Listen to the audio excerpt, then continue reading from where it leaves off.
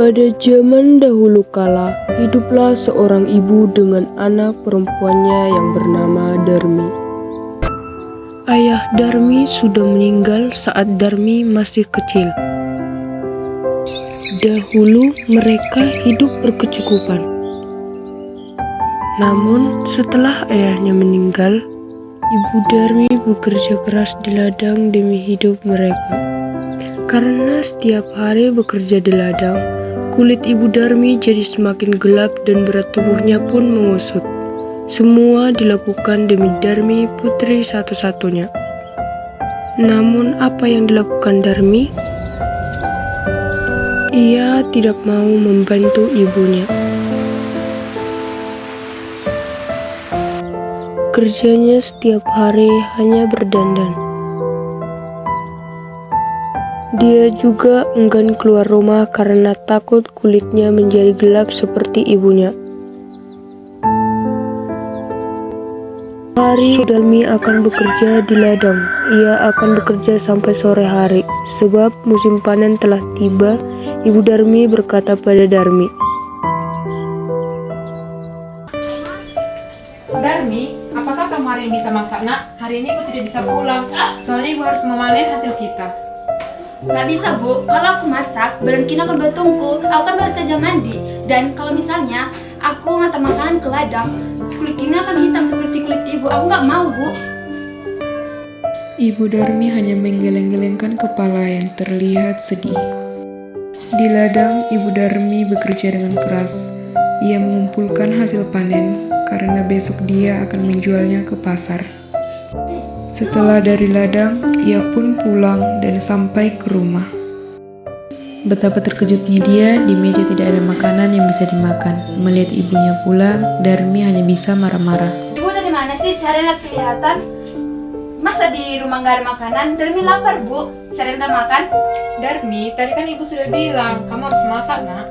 Ikan, Bu. Saya sudah bilang tadi, aku gak bisa masak, Bu. Besok harinya, ia bersiap-siap mengumpulkan hasil panennya karena besok ia akan pergi ke pasar. Darmi, apakah hari ini kamu bisa menemani ibu ke pasar, nak? Gak bisa, Bu. Kalau aku ke pasar, kulit ini akan hitam. Apalagi di pasar itu banyak becet. Gak mau, Bu, ah. Akhirnya, Ibu Darmi pun pergi ke pasar sendirian.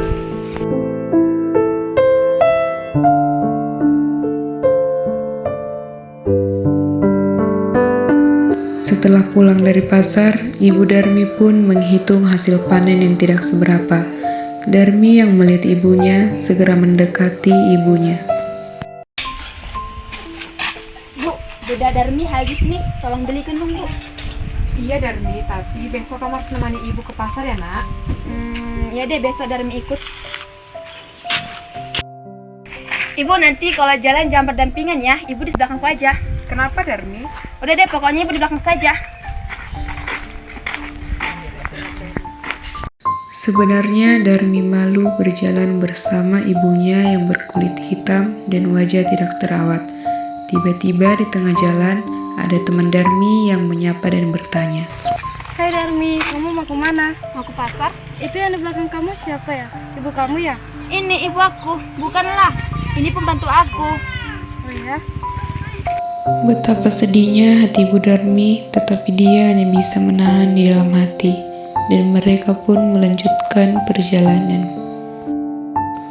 Di perjalanan, Darmi bertemu dengan temannya yang lain. Di pasar habis sekali ya? Iya, banyak ibu-ibu yang belanja. Di sini kita mau kemana nih? Kerja yuk.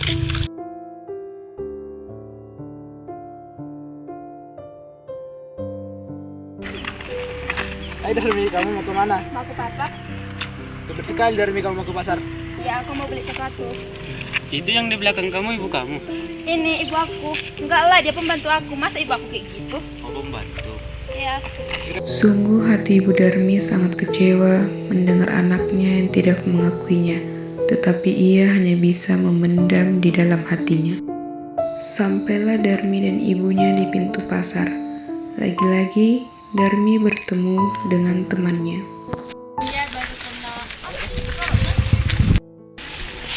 Hai Darmi, kamu mau kemana? Aku mau ke pasar. Lama gak ketemu, kamu makin cantik ya. Skincare-nya dong. Kalau kamu pengen cantik, luluran setiap hari dan jangan lupa berdandan.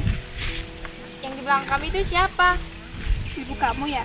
Ini ibu aku bukan. Ini dia itu pembantu aku. Masa ibu aku seperti dia, kulitnya hitam? Enggak lah. Oh ya udah kalau gitu. Ya. Setelah itu mereka pun melanjutkan perjalanan. Setelah sampai di pasar, Darmi pun melihat-lihat barang dan ingin membelinya. Setelah cukup lama melihat-lihat, Darmi pun sampai ke toko bedak. Kakak mau beli bedak yang mana kak? Yang di sini ada kayak bedak yang paling mahal. Oh ada kak, ini. Ini berapa satu? 5.000 kak. Naik nih. Beda pula Nak, itu jangan yang mahal-mahal ya nak. Uang ibu gak cukup. Itu kan uang ibu, bukan uang aku. Kok kamu gitu? Itu kan ibu kamu. Ibu aku, enggak lah, dia pembantu aku. Masa ibu aku seperti dia sih? Oh, pembantu. Iya.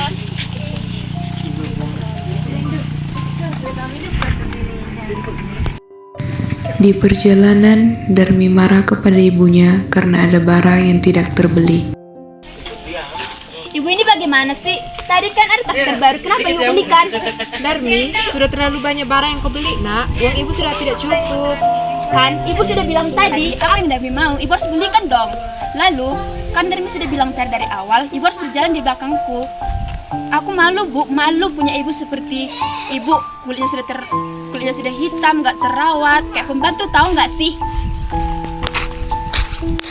Ya Tuhan, tolonglah sadarkan anak hamba Tuhan. Hamba sudah tidak tahan lagi.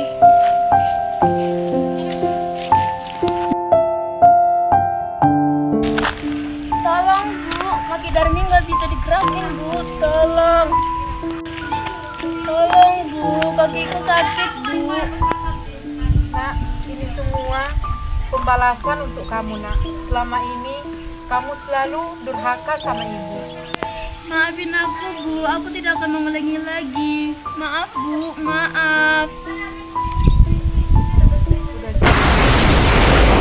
Nak, itu semua pembalasan buat kamu nak.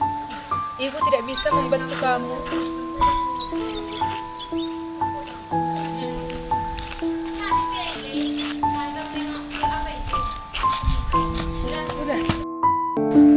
Pesan yang dapat diambil dari kisah Batu Menangis ialah kita sebagai seorang anak hendaknya harus berbakti kepada orang tua kita.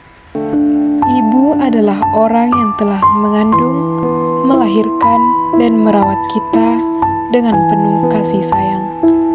Seperti apapun kondisi keluarga kita, baik itu miskin atau kaya, mereka tetaplah orang tua yang harus kita hormati, hargai, dan kita rawat dengan sepenuh hati. Hormatilah orang tuamu, maka akan datang keberkahan di dalam hidupmu. Terima kasih sudah menonton video kami.